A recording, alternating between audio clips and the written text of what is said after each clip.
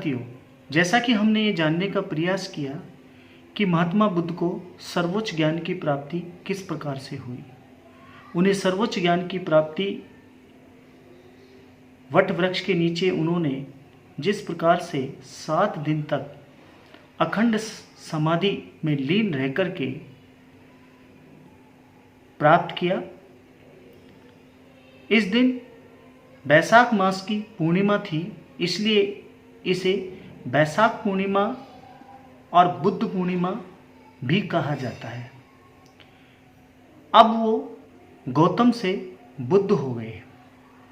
कहते हैं कि बुद्ध होने के उपरांत उन्हें जो सर्वोच्च ज्ञान प्राप्त हुआ, बौद्ध साहित्य में इस घटना को संबोधि कहा गया है।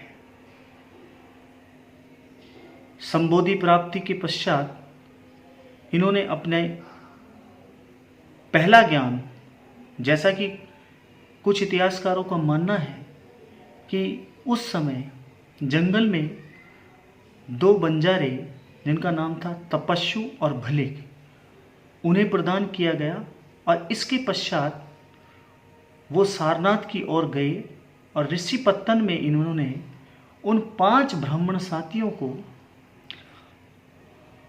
ज्ञान प्रदान किया जो कठोर तपस्या के दौरान उनके साथ थे, और यहीं से इनके अनुयायियों की संख्या बढ़ने लगी। कहते हैं कि महाकश्यप जैसे ब्राह्मण जिन्होंने महात्मा बुद्ध के साथ में विचार विमर्श किया और वो उनका अनुयायी हो गया। इस प्रकार से ये राजगृह, काशी, अन्य नगरों की यात्रा करते हुए अपने नगर कपिलवस्तु पहुँचे। कपिलवस्तु में इनके परिवारजन के द्वारा, इनके पुत्र और पिता के द्वारा स्वागत किया गया और उन सभी ने बुद्ध को अपना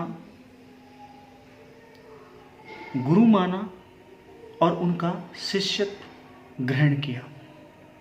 इसके उपरांत कहा जाता है कि 45 वर्ष तक इन्होंने अपने ज्ञान की जोत जलाई रखी और जहाँ जहाँ ये गए इनके अनुयायी की संख्या लगातार बढ़ती चली गई।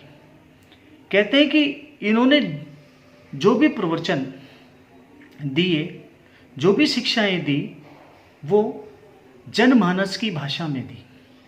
इसका एक प्रमुख कारण यही था कि जनमानस को इन्होंने उन्हीं की भाषा में ये समझाने का प्रयास किया और ये बताया कि यज्ञ या कर्मकांड के माध्यम से इस आवागमन से मुक्ति नहीं मिल सकती।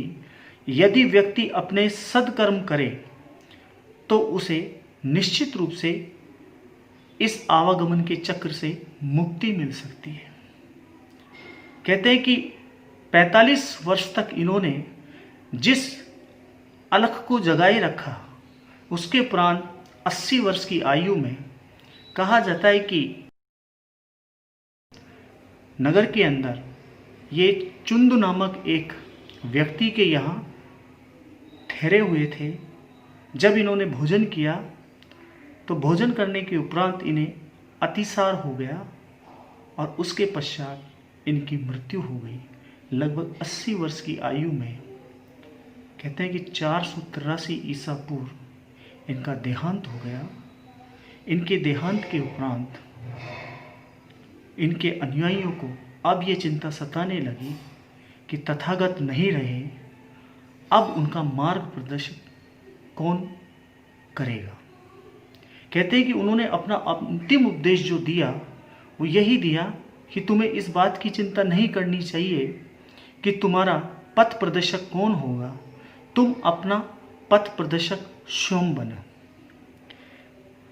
कहते हैं कि महात्मा बुद्ध ने अपने जीवन काल में जो भी उपदेश दिए, जो भी शिक्षाएं दी, उन्हें कभी भी लिपिबद्ध नहीं किया।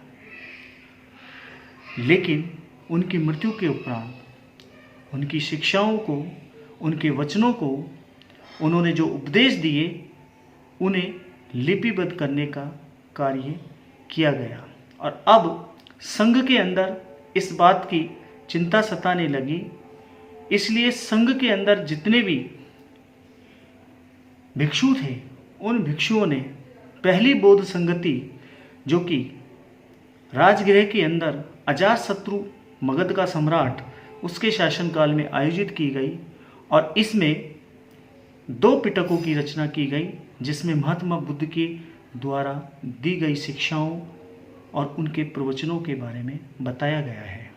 आज हम महात्मा बुद्ध ने कौन कौन सी शिक्षाएं दी और किस तरीके से उन्होंने मध्यम मार्ग अनुसरण करने की जो बात कही, इस संबंध में हम जानकारी लेने का प्रयास करेंगे। संबोधि के बाद बुद्ध ने त्रस्त मानव के दुख दूर करने के लिए अपनी शिक्षाओं के उपदेश का निश्चय किया। सबसे पहले वे, जैसा कि उल्लेखित है, ऋषिपत्तन पहुँचे, जहाँ उनकी भेंट उनके पुराने 5 ब्राह्मण साथियों से हुई और यहाँ पर उन्होंने इन्हें अपना उपदेश दिया।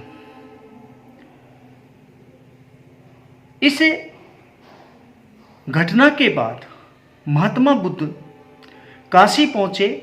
यहाँ धनिक व्यक्ति यश महात्मा बुद्ध का शिष्य एवं बौद्ध भिक्षु हो गया। उसके परिवार जन भी बौद्ध धर्म के अनुयायी हो गए। शीघ्र ही महात्मा बुद्ध के शिष्यों की संख्या 60 हो गई और उन्होंने इन शिष्यों को धर्म प्रचार का उत्तरदायी सौंपते हुए कहा कि हे भिक्षुओं, आरंभ में कल्याणकारक, मध्य में कल्याणकारक और अंत में कल्याणकारक इस धर्म का उपदेश करो। लोगों के हित के लिए, लोगों के कल्याण के लिए विचरण करो। एक साथ 2 मत जाओ।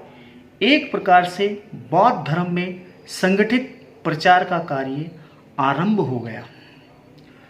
इसके उपरांत महात्मा बुद्ध उरुवेला पहुंचे, जहां कश्यप के नेतृत्व में अनेक ब्राह्मण पुरोहित बुद्ध के शिष्य बन गए। उरुवेला से अपने शिष्यों के साथ बुद्ध राजगृह पहुंचे, जहां मगध नरेश बिंबिसार अपने अनुचरों के साथ तथागत के दर्शन एवं उनके उपदेश सुनने के लिए स्वयं उपस्थित हुआ। राजगृह में ही 2 प्रतिभाशाली ब्राह्मण विद्वान सारिपुत्र और मोदगलायन भी बुद्ध के शिष्य बन गए। ये दोनों बाद में बुद्ध के प्रिय शिष्य माने गए और बौद्ध धर्म के प्रचार प्रसार के लिए इन्होंने महत्वपूर्ण कार्य किया।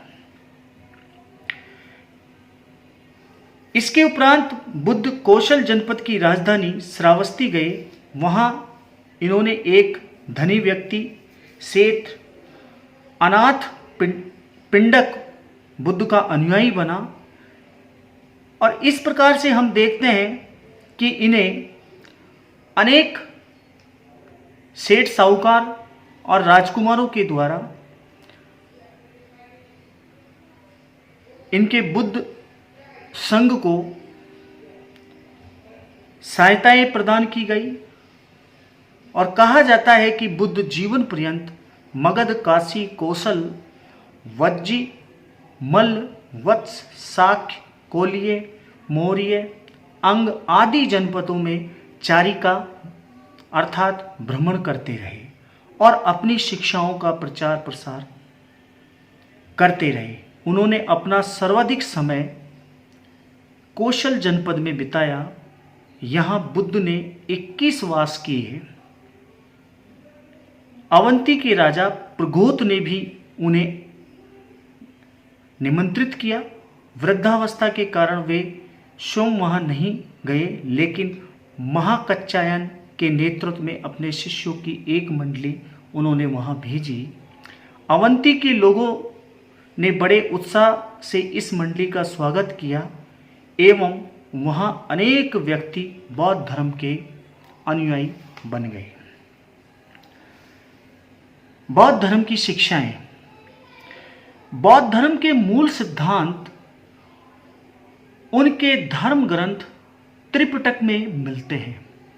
त्रिपिटक सम्मिलित रूप से विनय पिटक, सुत्त पिटक और अभिधम पिटक को कहते हैं। विनय पिटक में बौद्ध भिक्षुओं के लिए आचार विचार के नियम हैं।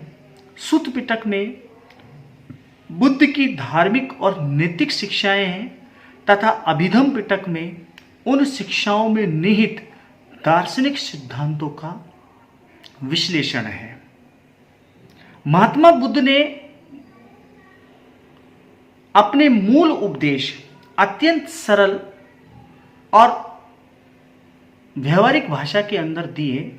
कहते हैं कि आध्यात्मिक एवं दार्शनिक प्रश्नों जैसे आत्मा, परमात्मा, सृष्टि आदि के विवेचन एवं उनसे संबंधित विवादों की चर्चा को वो अनावश्यक एवं मनुष्य की वास्तविक एवं व्यवहारिक समस्या के निदान के लिए अनुपयोगी मानते थे।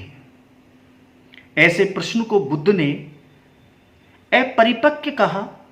इसे वे एक उदाहरण द्वारा स्पष्ट करते हैं कि जैसे किसी व्यक्ति के पैर में तीर लग जाए और उस समय तीर निकालने के स्थान पर वह इस सोच विचार में लग जाए कि यह तीर किसने फेंका है, उसका रूप कैसा है, तीर फेंकने के पीछे उसका क्या प्रयोजन है आदि। ऐसे ही दार्शनिक प्रश्न है। इसमें बंधा हुआ व्यक्ति दुख से मुक्त नहीं हो सकता।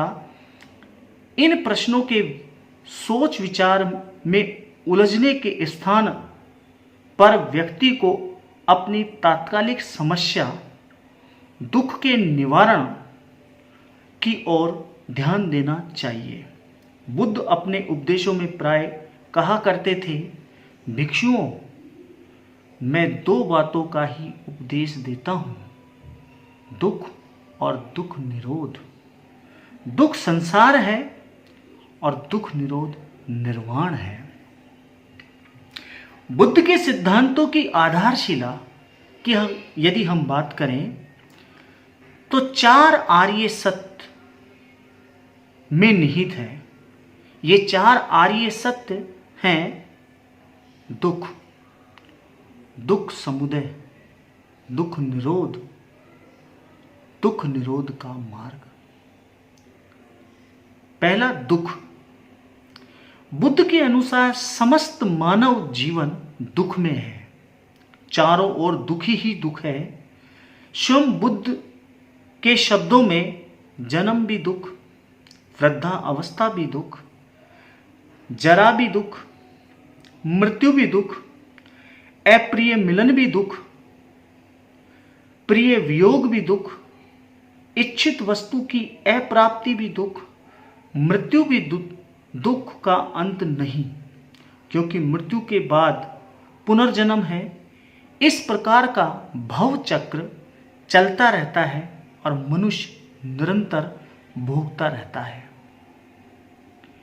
दुख का भाव प्रमाण करते हुए बुद्ध कहते हैं, भिक्षुओं, क्या तुम जानते हो कि संसार के सुदीर्घ मार्ग में दौड़ने वाले इस जन्म मरण चक्र में पिसने वाले प्राणियों ने बार बार जन्म लेकर रो रोकर जो आंसू बहाए हैं वे अधिक हैं, या इन चारों महासमुद्रों का जल इन प्राणियों को जो रक्त बहा है वह अधिक है, या इन 4 महासमुद्रों का जल।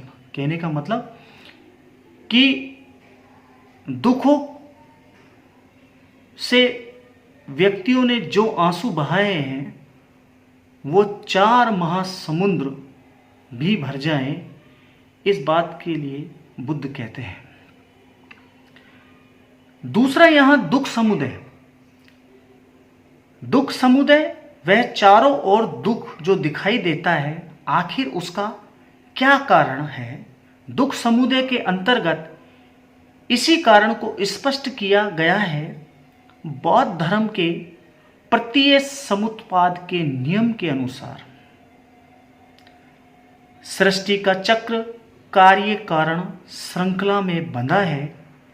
कारण के होने पर कार्य होता है, ये नियम अटल है। इसलिए दुख का भी कारण है। दुख का मूल कारण अविद्या या अज्ञान है, जिसका अर्थ है अपने वास्तविक स्वरूप के बारे में मिथ्या धारणा।